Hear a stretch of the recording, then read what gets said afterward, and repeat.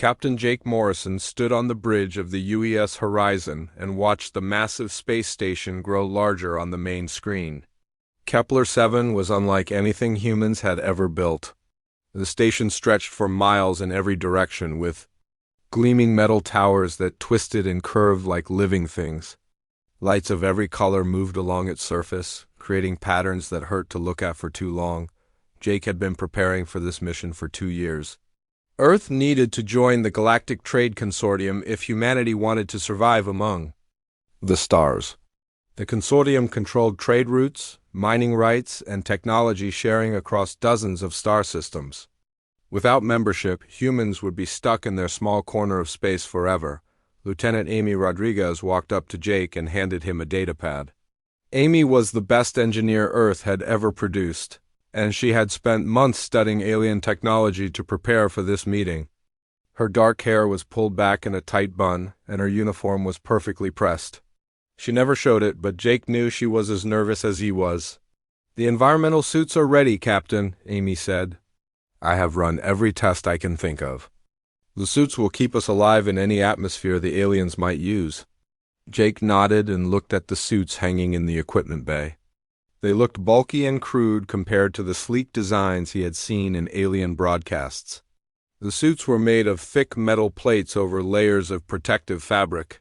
Life support systems were built into the back, with backup systems in the chest and legs. Everything was designed to keep working, even if parts of it got damaged. Commander Pete Collins joined them at the equipment bay. Pete was older than both Jake and Amy, with gray hair and tired eyes that had seen too much of war. He had been chosen for this mission because he understood how to talk to people who did not trust each other. His job was to make sure the aliens saw humans as equals, not as primitive creatures to be ignored. "The alien representatives are already waiting for us," Pete said. "Intelligence reports say there are 12 different species at this meeting. Some of them have been part of the consortium for thousands of years. They will not be impressed easily." Jake picked up his helmet and looked at his reflection in the polished metal. He was young for a captain, only 32 years old, but he had earned his rank in the colony wars.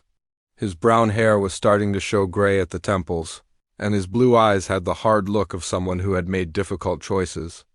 Earth had chosen him to represent all of humanity, and he would not let his species down. The docking bay of Kepler-7 was enormous.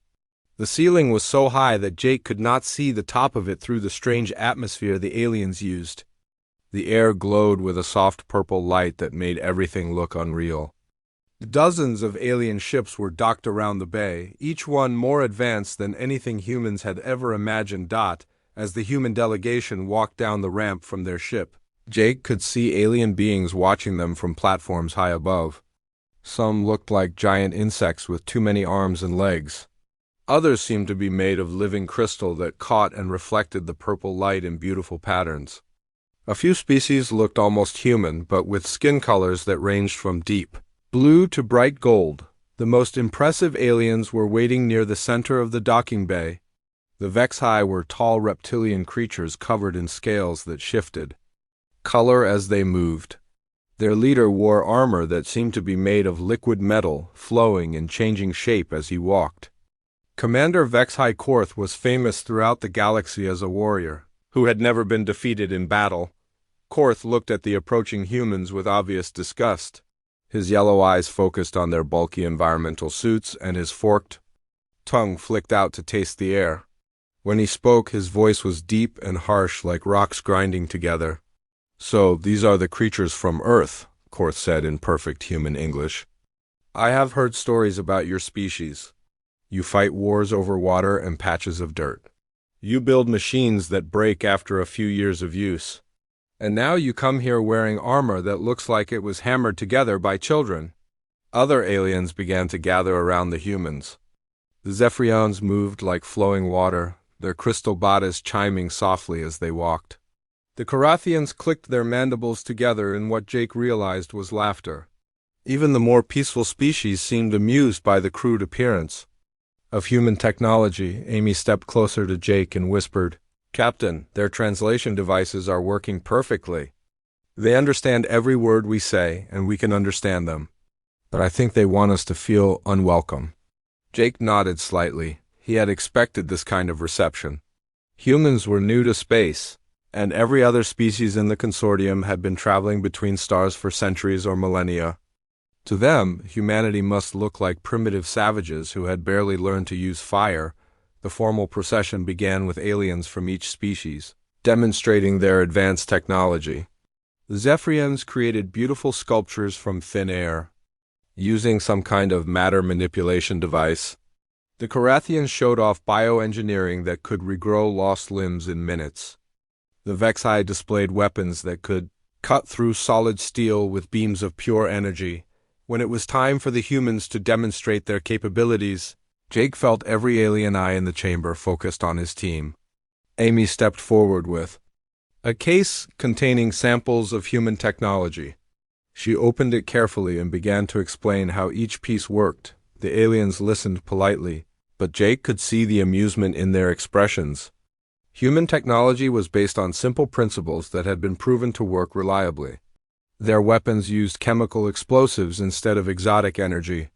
Their computers were built with redundant systems that could keep working even after taking heavy damage. Their protective gear was designed to stop physical threats rather than deflect energy attacks. To the assembled aliens, everything the humans showed them looked like museum pieces from their own distant past. They had moved beyond such crude methods thousands of years ago. Why would the consortium want to accept a species that was still using such primitive tools? Korth rose from his seat and walked slowly around the human delegation. His armor flowed and shifted as he moved, demonstrating technology that humans could barely understand. When he spoke again, his voice carried the weight of absolute authority. "Members of the consortium," Korth announced to the assembled aliens, "we must ask ourselves a serious question. Can creatures who depend on such crude protection systems contribute anything of value to our alliance? Look at their bulky suits and metal plates. Listen to their simple explanations of basic principles we mastered eons ago. These beings are not ready to join us among the stars." The great assembly hall of Kepler-7 buzzed with alien voices as the formal presentations continued. High Counselor Zarthik of the Carathians stood at the center of the chamber, his insect-like body gleaming under the strange lights. His forearms moved in complex patterns as he spoke, and his translation device converted his clicking sounds into words that all species could understand. "Today we gather to consider the application of the human species for membership in our consortium," Zarthik announced. "Each candidate species must demonstrate that they possess technology and capabilities worthy of our alliance." Jake Morrison watched from his position near the human delegation as representatives from various alien species took turns showcasing their most advanced achievements. The demonstrations were impressive and humbling. Each species seemed to have mastered forces that humans had only dreamed about. The Veltari delegation went first. They were tall, thin beings with skin that looked like polished copper. Their representative waved her hand, and the air in front of her began to shimmer and twist. Suddenly, a perfect duplicate of herself appeared, solid and real in every way. The duplicate moved independently, spoke with its own voice, and demonstrated that it possessed all the memories and knowledge of the original. Matter duplication. "Through quantum resonance," the Veltari explained, "we can create perfect copies of any object or being for temporary use. This technology allows us to expand our workforce and resources without depleting our homeworlds." The assembled aliens murmured their approval. Even Jake had to admit that the technology was far beyond anything humans had achieved. Amy Rodriguez stood beside him, taking careful notes on everything she observed.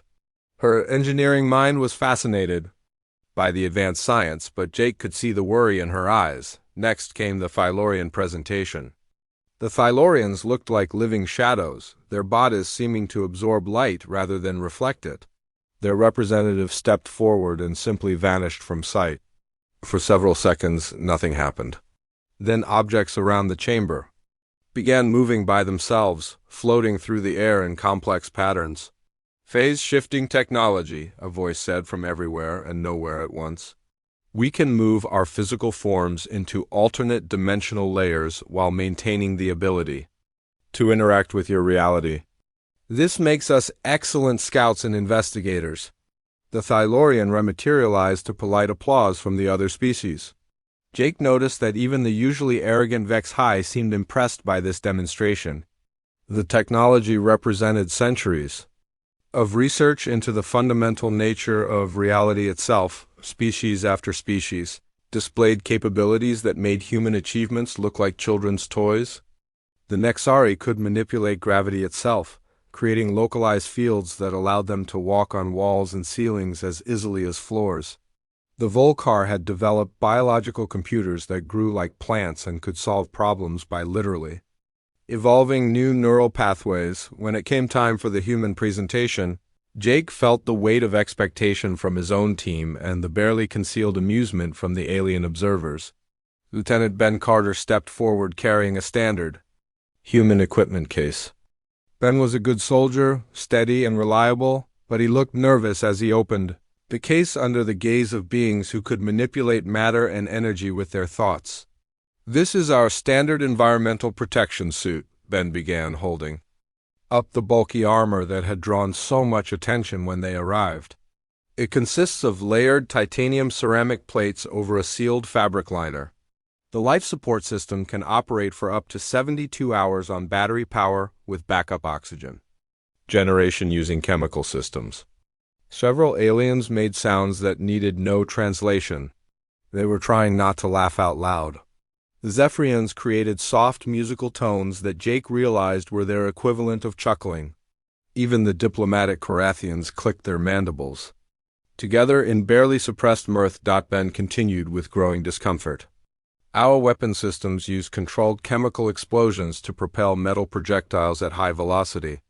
The armor can stop most conventional attacks and provides protection against radiation, chemical agents, and vacuum exposure. Commander Vex-High. Korth rose from his position in the Vex-High delegation. His liquid metal armor flowed and shifted as he moved, adapting its shape to his movements. Energy fields crackled around his claws, and his eyes glowed with an inner fire that spoke of power barely held in check. "Honored delegates," Korth said, his voice carrying easily through the vast chamber, "I believe we are wasting valuable time. These humans speak of metal plates and chemical explosives as if such things were remarkable achievements. My own armor is composed of programmable matter that can adapt to any threat in microseconds. It can absorb energy weapons, deflect physical attacks, and even repair itself from damage." To demonstrate his point, Korth activated a small energy weapon and fired it directly at his own chest. The beam struck his armor and simply disappeared, absorbed harmlessly by the flowing metal. Then he drew a blade and struck himself with enough force to shatter stone. The blade bounced off harmlessly and the armor showed no sign of damage. "This is the level of protection that true warriors require," Korth continued. "How can beings who still depend on primitive metal shells hope to survive in the dangerous regions of space where real work must be done?" Other alien representatives began voicing their agreement. The crystal singer Velthin of the Zephyrians created a beautiful harmony that expressed doubt about human capabilities. Her crystalline body resonated with the sound, creating patterns of light that danced through the air like living music. "The humans show courage in coming here," Velthin sang in her musical voice. "But courage without capability is merely recklessness. Their protection systems appear to be based on principles we abandoned long ago when we learned to manipulate energy directly."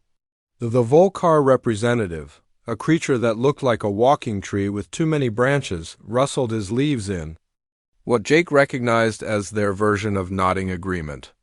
"Our biological computers have analyzed the human technology samples. The materials and construction methods are functional but represent early-stage development. We estimate their civilization is approximately 2,000 years behind Consortium standards." Amy Rodriguez clenched her fists inside her suit gloves. She had spent her entire career developing and improving human technology, and hearing it dismissed so casually made her angry. But she maintained her professional composure, knowing that any emotional outburst would only confirm the aliens. opinion that humans were primitive and unstable, Jake felt his own anger rising as he listened to species after species explain why humanity was not worthy of consideration. They spoke about humans as if they were talking about laboratory specimens rather than representatives of an entire civilization. The condescension in their voices was unmistakable, even through the translation. Devices. Commander Pete Collins stepped forward and raised his hand for attention. His diplomatic training had taught him how to handle difficult negotiations, and he could see that the situation was rapidly deteriorating. "Honored delegates," Pete said in his calm, measured voice, "I believe there may be some misunderstanding about the purpose of this gathering. We are not here to prove that human technology is superior to yours. We are here to demonstrate that humanity can contribute something valuable to the consortium." High Counselor Zarthik clicked his mandibles thoughtfully. "Commander Collins speaks wisely. However, the question remains, what can your species contribute that we do not already possess? We have seen your technology, and it appears to offer nothing that we cannot already achieve through our own methods." The chamber fell, silent as aliens waited for the human response. Jake could feel the weight of his species' future resting on whatever answer they could provide. Around the chamber, 12 different alien civilizations waited to judge whether humanity deserved a place among the stars or should be dismissed as another primitive species, unworthy of serious consideration. The mockery had begun in earnest, and Jake realized that words alone would not be enough to change the aliens' minds about human capabilities. The tension in the assembly hall grew thicker as the debate about human worthiness continued. Representatives from various alien species voiced their doubts about accepting such a primitive civilization into their advanced alliance. Jake Morrison could feel the diplomatic mission slipping away from them with each passing moment. High Counselor Zarthik raised his forearms to restore order to the increasingly chaotic discussion. His compound eyes reflected the strange lights of the chamber as he clicked his mandibles together in a pattern that demanded attention from all present species. "Delegates, we must remember that this is a formal evaluation session," Zarthik announced. "While concerns about human capabilities are valid, we should allow them the opportunity to demonstrate their worthiness through action rather than merely through words." Dr. Lisa Parks stepped forward from the human delegation. Lisa was the team's xenobiologist, a brilliant scientist who had spent years studying alien life forms from the limited data Earth had collected. Her blonde hair was streaked with premature gray from years of intense research, and her green eyes held the sharp intelligence of someone who understood complex systems. "Honored Counselor," Lisa said respectfully, "if I may be permitted to speak, I believe there may be fundamental differences in how our species approach the challenge of survival. Human technology may appear primitive, but it is designed according to principles that have kept our species alive in hostile environments for thousands of years." Commander Vexhai Korth laughed harshly at Lisa's words. The sound was like metal scraping against stone, and it made several nearby aliens step back instinctively. His liquid armor rippled with energy patterns that suggested barely controlled aggression. "Survival principles," Korth repeated mockingly. "Your species has never faced true danger. You have spent your entire existence on a single, peaceful world, with a stable atmosphere and predictable weather. We Vexai have conquered worlds where the very air burns flesh from bone. We have walked on planets where gravity would crush your bodies into pulp." As if summoned by Korth's boastful words, an urgent alert began echoing through the station's communication system. The automated warning message was broadcast in multiple alien languages, but the translation devices made the meaning clear to everyone present. "Attention all station personnel," the voice announced. "Kepler 7 is approaching the outer edge of the Zarian Nebula. All non-essential personnel should retreat to interstation areas. Estimated time to nebula contact, 47 minutes. A murmur of concern rippled through the assembled delegates. Even the most advanced species treated the Zarian Nebula with respect and caution. The nebula was a cosmic phenomenon unlike anything else in known space, a region where the very fabric of reality seemed unstable and dangerous. Dr. Lisa Park felt her heart rate increase as she recognized the implications during her research. On galactic hazards, she had studied the Zarian Nebula extensively. The phenomenon was notorious throughout the galaxy for its unpredictable and lethal atmospheric discharges. The Zarian Nebula, Lisa said quietly to Jake, it produces streams of concentrated acid that can dissolve most known materials within minutes. The chemical composition is unlike anything that occurs naturally. Some scientists believe the nebula is actually the remains of an ancient weapon system. Station Commander Kelther, a massive being from the gaseous velinary species, materialized near the assembly platform. His body was composed of swirling clouds of colored gas held together by an energy field, and his voice resonated from multiple points simultaneously. Delegates, the station's protective shields are designed to handle normal nebula exposure, Kelther announced. However, our sensors indicate that we are approaching an area of unusually high activity. We recommend that all beings remain in shielded areas until passage is complete. Vexai Korth's eyes gleamed with sudden inspiration. He could see an opportunity to settle the debate about human capabilities once and for all. His warrior's mind immediately began calculating the tactical advantages of the situation. "Honored delegates," Korth said, his voice carrying the authority of countless battlefield victories, "I propose that we use this situation to conduct a practical test. Each species that wishes to support human membership can send a representative to the station's outer observation deck during the nebula passage." The chamber fell silent as the implications of Korth's suggestion became clear. The outer observation deck was protected only by the station's standard atmospheric containment field. Any being stationed there during the nebula passage would be directly exposed to whatever corrosive agents the phenomenon might discharge. This test will demonstrate beyond doubt which protection systems are truly effective and which are merely decorative, Korth continued. Those species with reliable technology will survive the experience. Those with inadequate protection will not. Crystal singer Velthan of the Zephyrians created a complex harmony that expressed both interest and concern.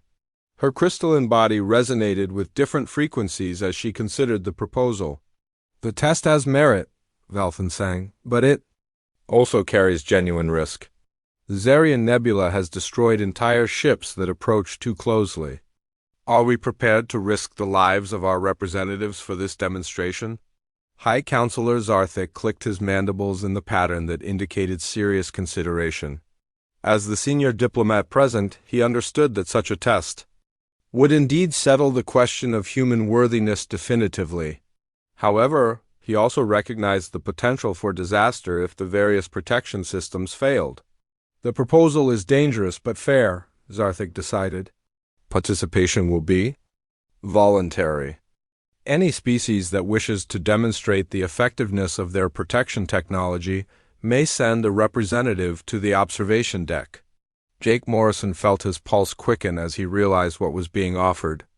This was exactly the kind of challenge that would either prove human capabilities beyond doubt or destroy their chances of joining the consortium forever.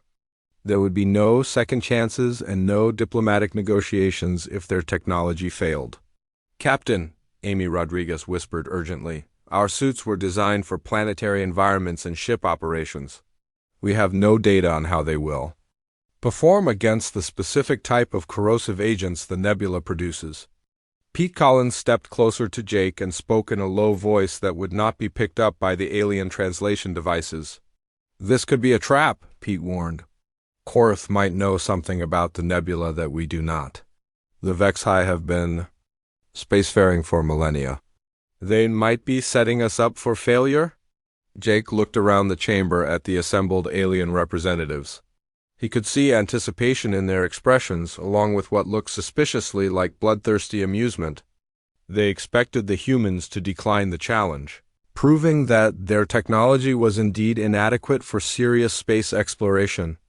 "I will represent humanity in this test," Jake announced loudly enough for all the delegates to hear. "Our protection systems may look primitive to you, but they were built by people who understand that survival depends on reliability, not appearance. Korth's scaled lips pulled back in what might have been a smile, revealing rows of sharp teeth. Excellent. I will naturally represent the Vexhai. My armor has protected me through countless battles across dozens of hostile worlds. Other species began volunteering their representatives. The Zephyrion selected Crystal Singer Velfin, confident in her ability to manipulate energy fields for protection. The Carathians chose their military attach, a warrior whose bioengineered carapace had been specifically designed for extreme environment survival. As the volunteers assembled, the station's sensors continued tracking their approach to the nebula. The readings grew more ominous with each passing minute, showing levels of corrosive activity that would challenge even the most advanced protection systems. Jake Morrison checked his armor seals one final time and walked toward the observation deck, knowing that the next few hours would determine humanity's place in the galaxy. The observation deck of Kepler-7 stretched out like a vast platform suspended in space. Massive transparent aluminum windows provided a clear view of the approaching Zarian Nebula, which looked like a wall of swirling colors moving slowly toward the station. Jake Morrison stood at his assigned position and watched the cosmic phenomenon grow larger with each passing minute. 6 representatives from different alien species had accepted the challenge, each confident in their advanced protection technology. Jake felt oddly calm as he checked his armor systems one final time. The suit was the same design that human soldiers had worn in the colony wars. Tested in combat against everything from chemical weapons to plasma beams, Commander Vexhai Korth stood 20 meters away, his liquid metal armor flowing and shifting in complex patterns. Energy fields crackled around his body, creating a barrier that bent light and distorted the air. His yellow eyes glowed with anticipation as he watched the nebula approach. "Human," Korth called out, his voice carrying easily through the thin atmosphere of the observation deck. "It is not too late to withdraw from this test. My armor cost more than your entire ship. There is no shame in admitting that your primitive technology cannot match Vexhai engineering." Jake did not respond. He had learned long ago that warriors who talked too much about their equipment were often the first to panic when things went wrong. Instead, he focused on monitoring his suit systems and preparing mentally for whatever the nebula might throw at them. Crystal Singer Velfin of the Zephyrians stood near the center of the deck, surrounded by a shimmering barrier of crystalline energy. Her body resonated with harmonic frequencies that created visible patterns in the air around her.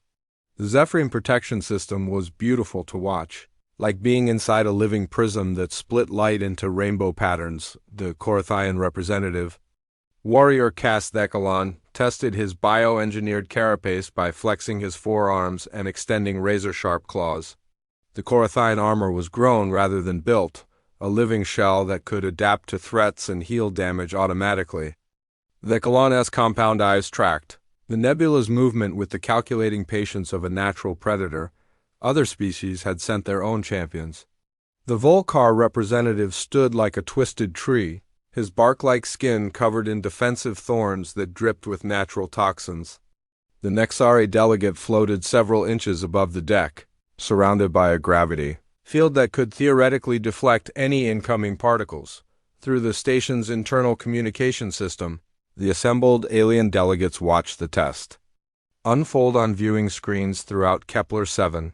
Dr. Lisa Park studied the nebula readings with growing concern, while Amy Rodriguez monitored Jake's suit telemetry from the engineering station. "His systems are all green," Amy reported to the human delegation. "Power levels are steady, life support is optimal, and all backup systems are online." "But Lisa, these readings from the nebula are unlike anything in our databases."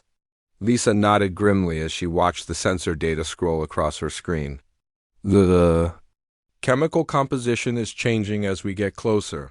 Whatever process creates the nebula's acid discharge, it seems to be reacting to our presence. The corrosion potential is increasing beyond our worst-case scenarios. The first wisps of nebula gas began to touch the station's outer hull. Through the observation windows, the test subjects could see faint streamers of colored vapor flowing. around the station's superstructure. The gas glowed with an inner light that hurt to look at directly, and where it touched the station's metal surface, small pits began to form. Jake felt his suit's external sensors register the first traces of corrosive particles in the surrounding atmosphere. His heads-up display showed readouts that would have terrified most people, but the numbers remained within acceptable parameters for his equipment. The suit had been designed by engineers who understood that soldiers needed gear that worked in the worst possible conditions. Horth's energy fields began to glow brighter as they encountered the nebula's influence. His liquid armor shifted into a more defensive configuration, creating overlapping layers of protection around his vital areas.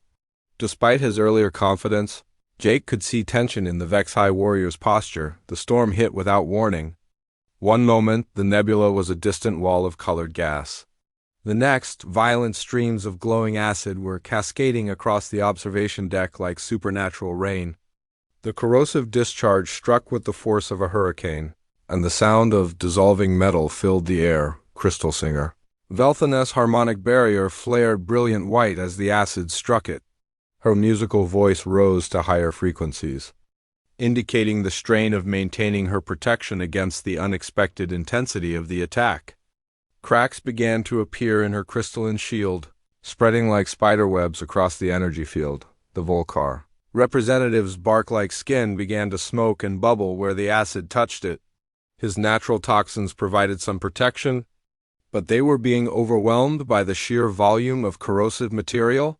Green sap leaked from growing wounds as his organic armor failed to adapt quickly enough to the alien chemistry. Warrior Cast Thekalon's bioengineered carapace showed more resilience, but even the advanced Korathian biotechnology struggled against the nebula's discharge.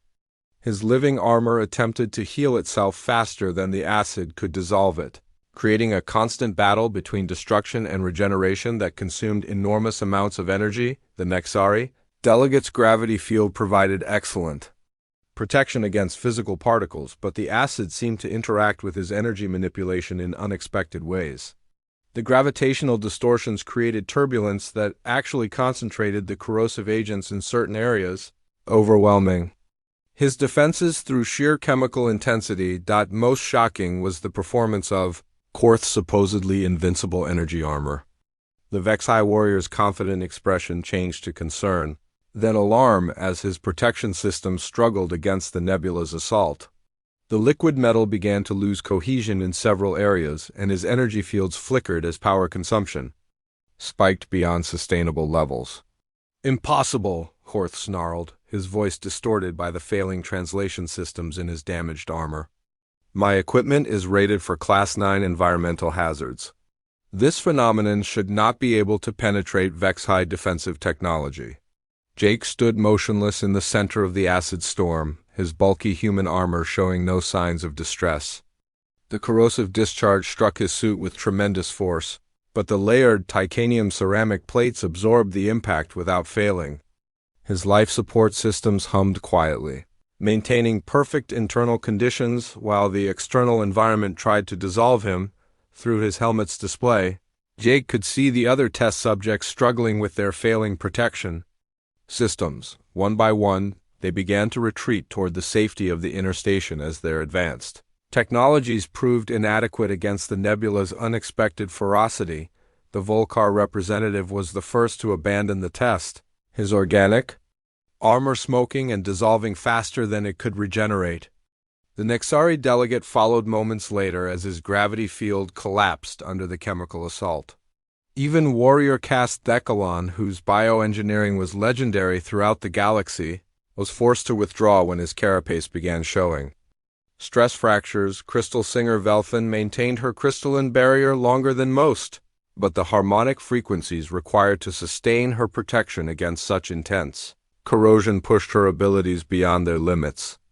With a sound like breaking glass, her shield shattered, and she fled toward the inner station just ahead of the acid rain. Commander Vexi Korth held his position longer than anyone else, his warrior's pride refusing to admit defeat even as his armor systems failed around him. His liquid metal protection had lost cohesion in several critical areas, and his energy fields were draining power faster than his generators could supply it. "This is not possible," Korth repeated, but his voice now held uncertainty rather than arrogance. "Human technology cannot be superior to Vexai engineering. There must be some explanation." Jake Morrison remained on the observation deck as the acid storm reached its peak intensity, his primitive human armor performing flawlessly while the most advanced protection systems in the galaxy failed around him. The bulky suit that had drawn mockery from sophisticated aliens was proving more reliable than technology that cost more than entire human cities. The acid storm from the Zarian Nebula reached its peak intensity, turning the observation deck into a hellscape of dissolving metal and corrosive vapor.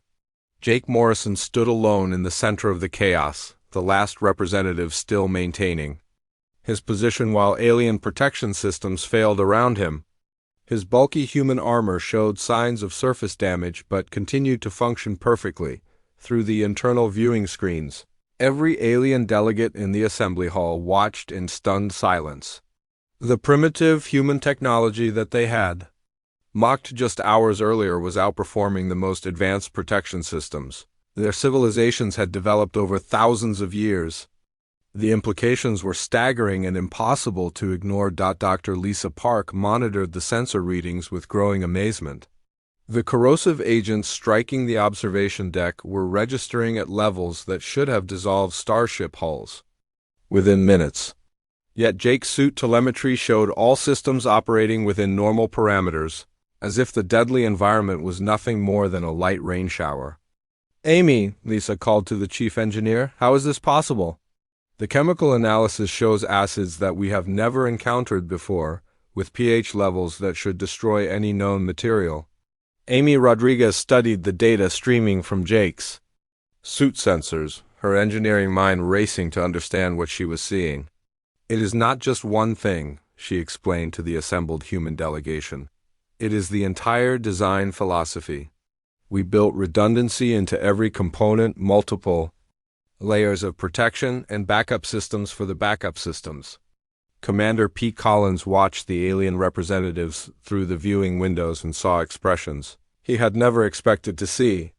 The arrogance and condescension had been replaced by something approaching awe. Species that had dismissed humanity as primitive were now studying the human protection systems with intense interest. "High Counselor." Zarthik clicked his mandibles in patterns that indicated deep thought. His compound eyes reflected the strange lights of the chamber as he processed what he was witnessing. The Korathian leader had presided over consortium meetings for over 2 centuries, but he had never seen anything quite like this reversal of expectations. "Delegates," Zarthik announced, "we are observing something unprecedented. The human representative has now survived twice as long as any other test subject, and his protection systems show no signs of failure." "On the observation deck, Commander." Vexai Korth made one final attempt to maintain his position. His liquid metal armor had lost cohesion in multiple areas, and his energy fields were flickering like dying flames.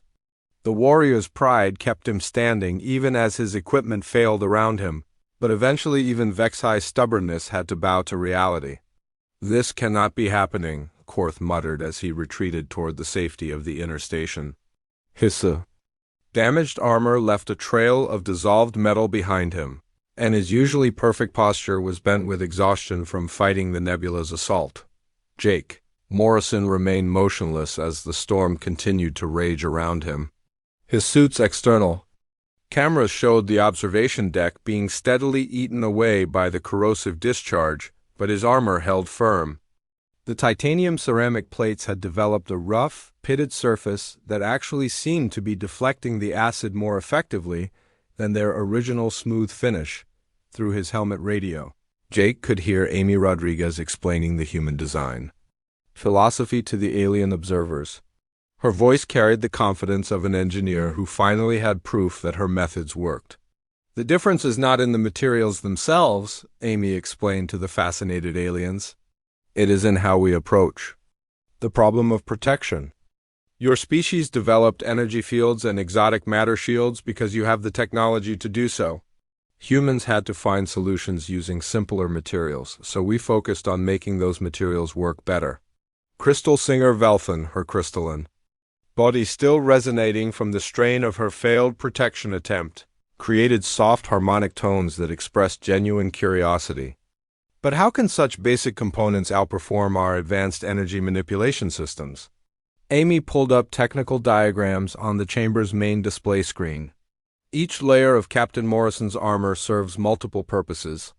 The outer titanium ceramic plates are designed to ablate under extreme conditions, carrying away heat and corrosive agents while protecting the inner layers. When the surface gets damaged, it actually becomes more effective at deflecting attacks. Dr. Lisa Park joined the explanation, her xenobiologist training helping her translate human concepts into terms the aliens could understand. Your species. Think in terms of perfect barriers that completely stop all threats. Humans learn to think in terms of controlled failure. We expect our equipment to get damaged, so we design it to fail in ways that still protect the user. The Volcar representative, his bark-like skin still showing signs of acid damage, rustled his leaves in what Jake recognized as their expression of amazement. This is a completely different approach to survival technology. Instead of preventing damage, you plan for damage and design around it. On the observation deck, the storm began to show signs of weakening. The streams of acid rain became less intense, and the corrosive vapor started to thin out. Jake checked his suit's external sensors and confirmed that the nebula was moving past the station. He had survived the worst of the Zarian phenomenon while every other advanced protection system had failed. Commander Vexai Korth stood in the chamber's medical bay, his damaged armor being carefully removed by automated systems. His scaled skin showed no injuries, but his pride had taken a devastating blow. The warrior who had never been defeated in battle had been forced to retreat by environmental conditions that a primitive human had weathered without difficulty. I do not understand, Korth said to anyone who would listen. My armor cost more resources than most planets produce in a year. The energy fields were calibrated by the finest Vexai engineers. How can crude metal plates outperform such advanced technology? Lieutenant Ben Carter, who had been monitoring the test from the human delegation area, stepped forward to answer. Commander Korth, with respect, I think you are asking the wrong question.